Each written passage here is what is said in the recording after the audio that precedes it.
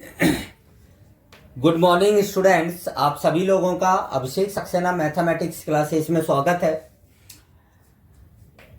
आज हम sequence and series का लेक्चर नंबर 4 स्टार्ट करने जा रहे हैं आपके सामने। लेक्चर नंबर 3 में हमने समांतर श्रेणी के का व्यापक पद एवं अंत से nवा पद ज्ञात करना सीखा था। आज मैं स्टार्ट करने जा रहा हूं समांतर श्रेणी के n पदों का योग। ये आप 10th क्लास में भी पढ़ चुके हैं, n पदों का योग। सो आई होप आप सभी लोगों को आता भी होगा पहले से। सो सभी स्टूडेंट ध्यान से देखेंगे समांतर श्रेणी के n पदों का योग, sum of n terms of AP. सबसे पहले मैंने मान लिया कि माना श्रेणी का प्रथम पद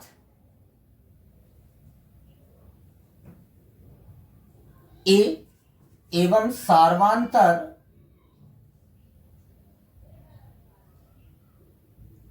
स्मॉल डी है, स्मॉल डी है।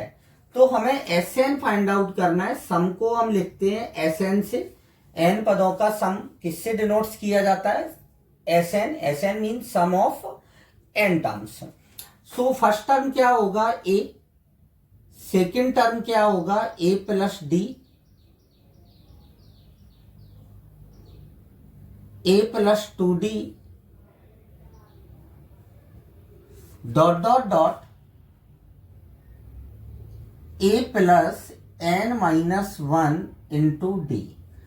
तो एस एन का फार्मूला होता है S N equal to N by two A plus N minus 1 into D. ये होता है आपका एस एन का फार्मूला। इसी का एक फार्मूला और भी होता है। यदि अंतिम पद L दिया गया हो,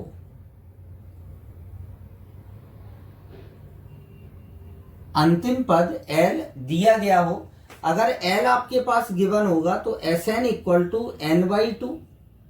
इसी को हम लिख सकते हैं, 2a को मैंने लिख दिया A plus N minus 1 into D.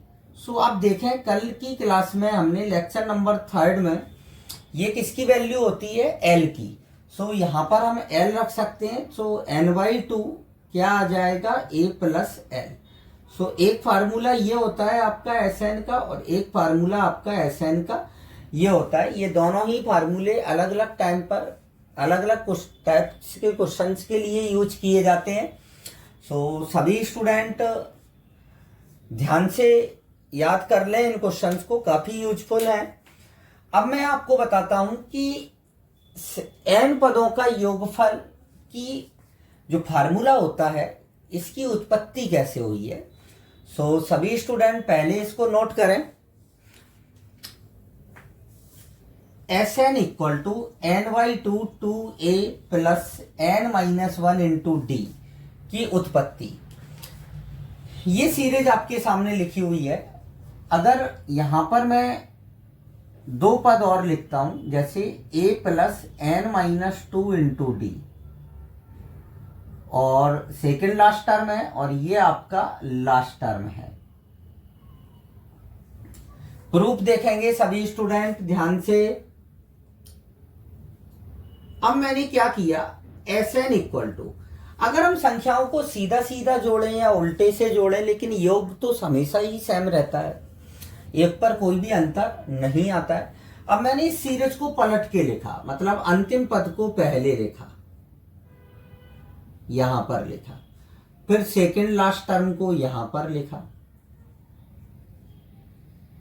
फिर थर्ड लास्ट टर्म को a प्लस एन माइनस 3 होगा यहां लिखा, और डॉट डॉट डॉट यहां पर सेकेंड टर्म और ये फर्स्ट, ऐसे लिखा है। अब मैं इनको जोड़ रहा हूं, सभी को जोड़ने पर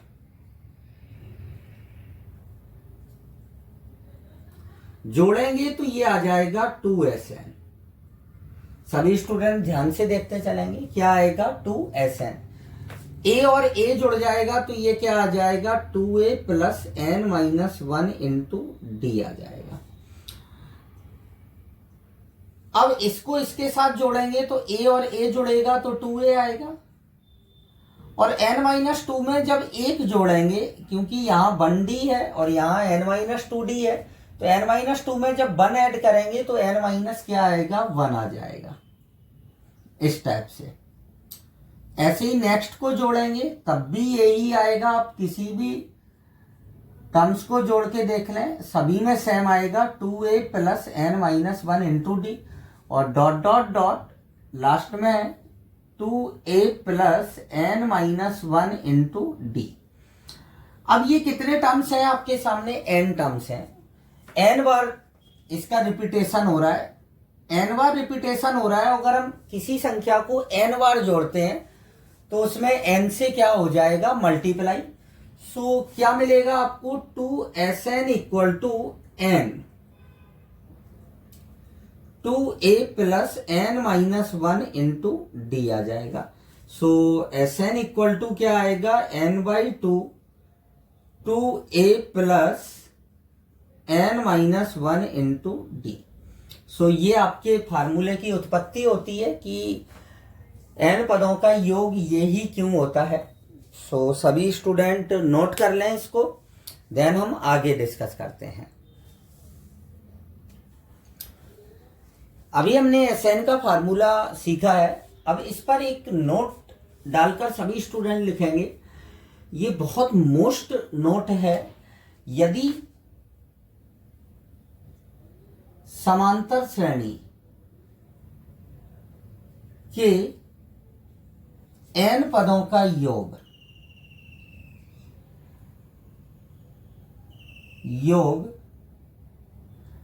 SN दिया गया हो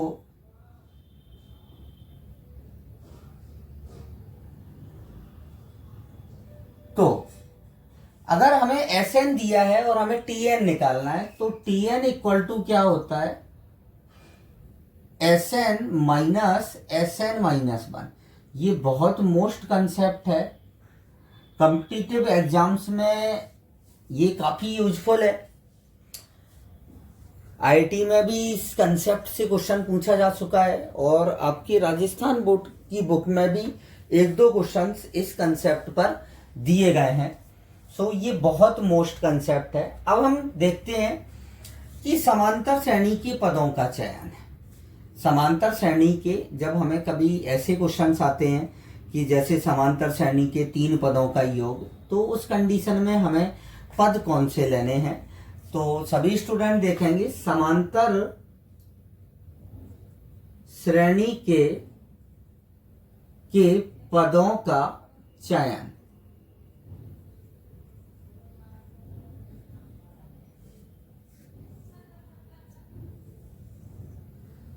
लेकिन यहां पर यह कंडीशन होती है यदि योगफल दिया गया हो।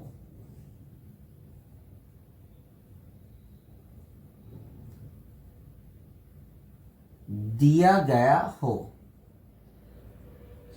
पदों का क्या योगफल आपको अगर दिया हो तो आपको यही पद लेने हैं। यहां पर आता है पदों की संख्या,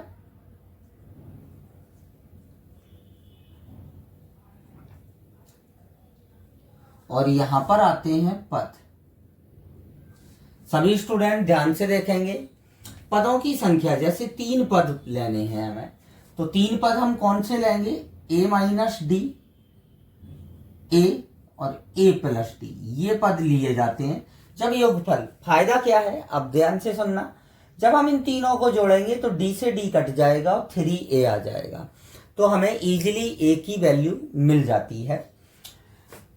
अब जब 4 पद हों तो क्या लेंगे पद, a minus 2d, a minus d, a minus 3d, a minus d, a plus d और a प्लस 3d, ये पद लिए जाते हैं। इसमें सार्वधातुक डी होता है, जबकि पदों की संख्या जब सम होती है तो सार्वधातुक 2D होता है। सार्वधातुक कितना होता है आपका 2D होगा। इसमें आप देखें तो आपको दिखेगा कि सार्वधातुक क्या है 2D है, और जब विषम पद होते हैं तो सार्वधातुक D होता है। और जब आपको 5 पद लेने हो तो 5 पद के लिए a-2D, a-d, a+d और a+2d।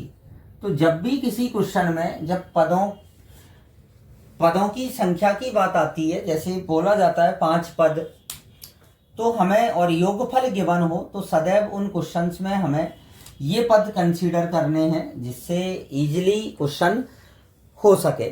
सो सभी स्टूडेंट इसको नोट कर लें और इस कंसेप्ट पर स्टार जरूर बना लें। ये बहुत मोस्ट कंसेप्ट है आपका समांतर श्रेणी का, जिसका यूज कॉम्पिटिटिव एग्जाम्स में भी किया जाता है। सो नोट करो आप।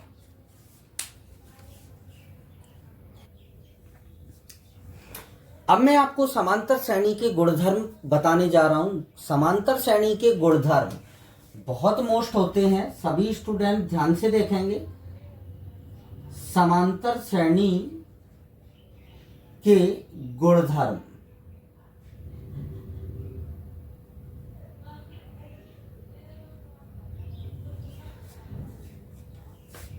सबसे पहला गुणधर्म, यदि समांतर श्रेणी के प्रत्येक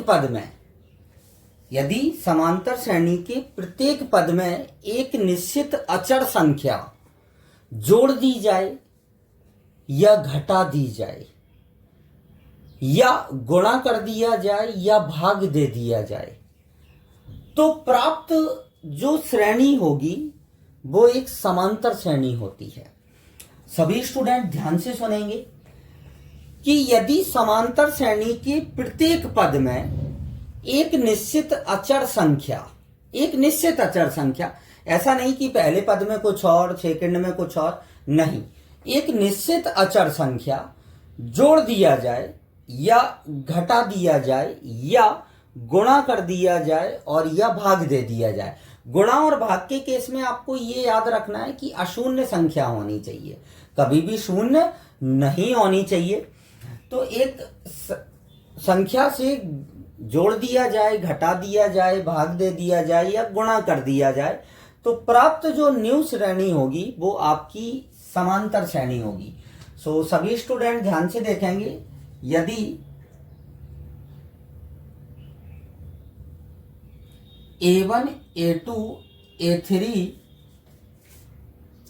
डॉट डॉट डॉट AN समांतर श्रेणी में है, तो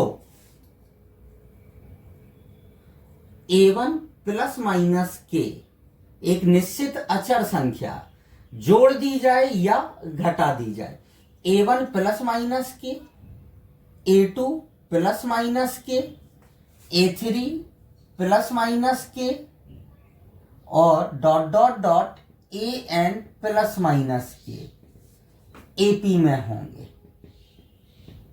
किसमें होंगे? AP में होंगे। ये तो हुई बात जोड़ने की और घटाने की। अब A1 अपॉन के, A1 इंटू के, A2 इंटू के, A3 इंटू के, dot dot dot AN into के किसमें होंगे? जहां, ये याद रखना है आपको, जहां के 0 नहीं होगा। अगर के 0 हो जाएगा तो सभी पद 0 हो जाएंगे, तो के 0 नहीं होगा, किसमें होंगे? AP में। या भाग दे दिया जाए, मतलब A1 अपॉन के, A2 अपॉन के, A3 अपॉन के, dot dot dot AN upon के, जहां के बराबर नहीं होगा 0 के, AP में होंगे। किसमें होंगे? AP में। सभी स्टूडेंट को पहला ये गुणधर्म याद रखना है कि एक निश्चित संख्या समांतर श्रेणी के प्रत्येक पद में जोड़ दी जाए, घटा दी जाए। गुणा एवं भाग के केस में अशून्य संख्या होनी चाहिए। तो प्राप्त श्रेणी किस में रहती है? समांतर श्रेणी में रहती है। दूसरा गुणधर्म आता है कि सभी स्टूडेंट नोट करेंगे कि समांतर श्रेणी के प्रारंभ से एवं अंत से समदूरस्थ पदों का योग समान होता है।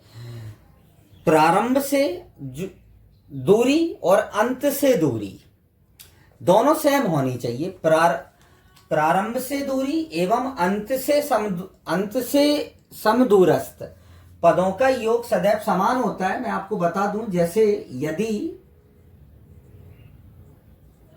ध्यान से देखेंगे सभी student, A1 A2 A3 ... AN-2 AN-1 और AN जैसे AP में है, तो प्रारंभ से एवं अंत से समदूरस्थ, जैसे प्रारंभ से A1 जीरो डिस्टेंस पर है तो A1 और AN दोनों समदूरस्थ हैं। ये प्रारंभ से है तो ये अंत से है, तो A1 प्लस AN बराबर होगा, एक यहां से आप बढ़ेंगे A2 और एक यहां से कम हो जाएंगे AN-1 के बराबर होगा, इक्वल होगा A3 प्लस AN-2 के। मतलब समांतर श्रेणी के प्रारंभ से एवं अंत से समदूरस्थ पदों का योग सदैव कैसा होता है? समान होता है। नेक्स्ट गुणधर्म आता है आपका, यदि ABC AP में है तो हमेशा ध्यान रखना है मध्य पद का दुगना अन्य दो पदों के योग के बराबर होता है। मध्य पद का जो दुगना होगा वो अन्य दो पदों के किसके? योग के बराबर होता है। तो सभी स्टूडेंट इसको नोट करें।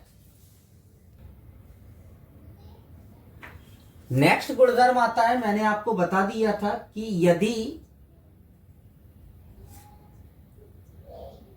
समांतर श्रेणी का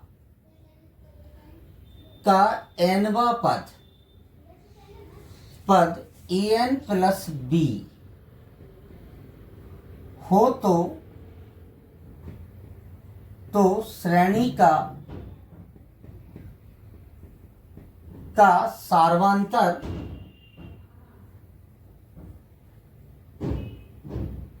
ये कल भी बताया था मैंने, AN प्लस B होता है जब किसी रेखीय है, ये कैसा है? रेखीय है। अगर किसी समांतर श्रेणी का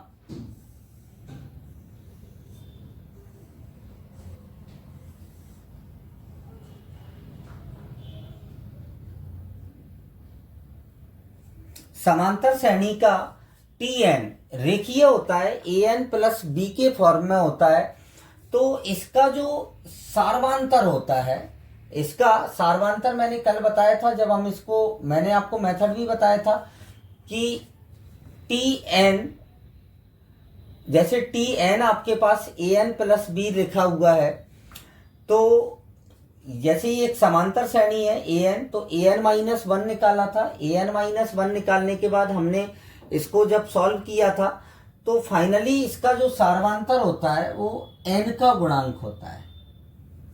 सार्वांतर कितना होगा?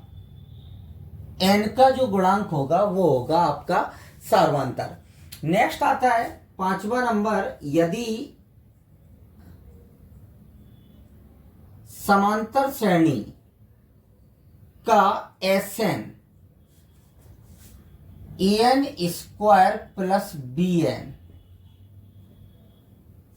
AN स्क्वायर प्लस BN के रूप में, यहां याद रखना है, यहां CB प्लस में हो सकता है, यहां CB आप लगा ही दें, के रूप में हो तो श्रेणी का का सार्वांतर 2a होगा। ये डायरेक्ट आपको याद रखना है। इसमें तो जो श्रेणी का सार्वांतर है वो आपका क्या होगा, n होगा, और इसमें श्रेणी का सार्वांतर क्या हो जाएगा आपका 2a होगा। कितना होगा, 2a होगा।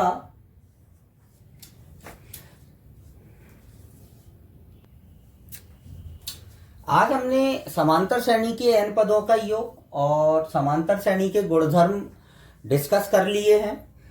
अब इसके आगे मैं अपने नेक्स्ट वीडियो में लेक्चर नंबर 5 में समांतर माध्य डिस्कस करेंगे और देन हम 9.2 एक्सरसाइज स्टार्ट करेंगे। सो आज के लिए इतना ही। Thank you.